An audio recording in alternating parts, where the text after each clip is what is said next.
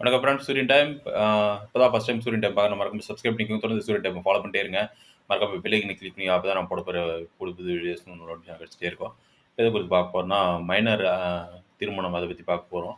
இன்றைக்கி அதுதான் விழிப்புணர்வு பண்ண போகிறோம். இப்போ வந்து பார்த்தீங்கன்னா மைனர் பொண்ணுக்கு வந்து திருமணம் செய்யக்கூடாதுன்னு இருக்குது. 18 வயதுக்கு மேல் உள்ள பெண்களை மட்டும்தான் கல்யாணம் பண்ணணும். 21 வயதுக்கு மேல் உள்ள ஆண்களை மட்டும்தான் திருமணம் செய்யணும் அப்படின்னு சொல்லி சட்டம் சொல்லுது. அத வந்து பார்த்தீங்கன்னா, மத்திய அரசு வந்து 18 வயதுக்கு பெண் வயது இருந்தத வந்து 21 வயதா உயர்த்தணும்னு கூட சொல்லிட்டு இருந்தாங்க. ஆனா வந்து 18 வயது தான் இப்ப நீடிச்சுட்டு இருக்கு.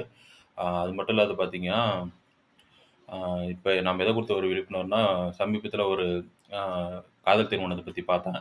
அதில வந்து பார்த்தீங்கன்னா, பர்த் சர்டிஃபிகேட்ல வந்து 16 வயசு இருக்கு. ஆனா வந்து ஆதார் கார்ட்ல வந்துட்டு 18 வயசு இருக்கு அப்படின்னு சொல்லி அ மேரேஜ் பண்ணிட்டாங்க. பண்ணிட்டு வந்து அத ப்ரூஃப காட்டுறாங்க. ஆனா வந்து இதில எத வந்து எடுத்துப்பாங்க அப்படின்னு சொல்லிட்டு பார்த்தீங்கன்னா, பர்த் சர்டிஃபிகேட்ல இருக்கிறது தான் எடுத்துப்பாங்க. பர்த் சர்டிஃபிகேட்ல இருந்தது தான் பிறந்ததுக்கான சான்றிதழ். அதே ஆதார் கார்ட்ல இல்ல வந்துட்டு டிசில அதெல்லாம் வந்து ஏஜ் அ அதெல்லாம் மாத்த முடியும். ஏஜ், பேரெல்லாம் வந்து மாத்த முடியும். பர்த் சர்டிஃபிகேட்ல இருக்கிறது தான் வந்து ஒரிஜினல் ப்ரூஃபா இருக்கும். ஆ இத பத்தி கவர்மெண்ட் வந்து ஒரு முடிவுக்கு வரணும். இல்ல கோர்ட் ஒரு முடிவு சொல்லணும் இதுக்கு. அ ஆதார் கார்ட்ல இருக்கிறது வந்து பேரு, வயது வந்து சரிப்பட்டு வருமா? இல்ல பர்த் சர்டிஃபிகேட்ல இருக்கிறது தான் சரிப்பட்டு வருமா? அப்படின்னு சொல்லி அனலைஸ் பண்ணி பார்த்தீங்கன்னாவே உங்களுக்கு தெரிய வந்துரும்.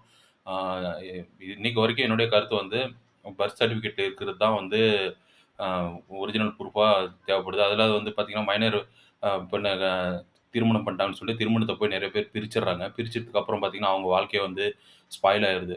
ஸ்பாயில் ஆயிருது மீன்ஸ் வந்து என்ன சொல்றேன்னா, அவங்க வேற ஒருத்தர திருமணம் பண்றதுக்கு வந்து யாரும் முன் வர்றதில்ல. அவங்க லைஃபே ஸ்பாயில் ஆயிருது. அந்த மாரி விஷயங்கள்லாம் இருக்குது.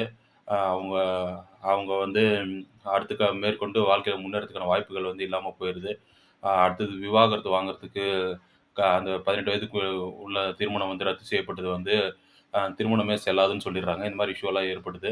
இத பத்தி ஒரு அவேர்னஸ் வந்து பொதுமக்களுக்கு வந்து ஏற்படுத்தணும் அப்படின்னு சொல்லிட்டு தான் இன்னைக்கு வீடியோ போட்டோம். இது போன்ற அப்டேட்களுக்கு தொடர்ந்து சூரியன் டைம ஃபாலோ பண்ணிட்டே இருங்க. சூரியகுமார், சூரியன் டைம். Thank you.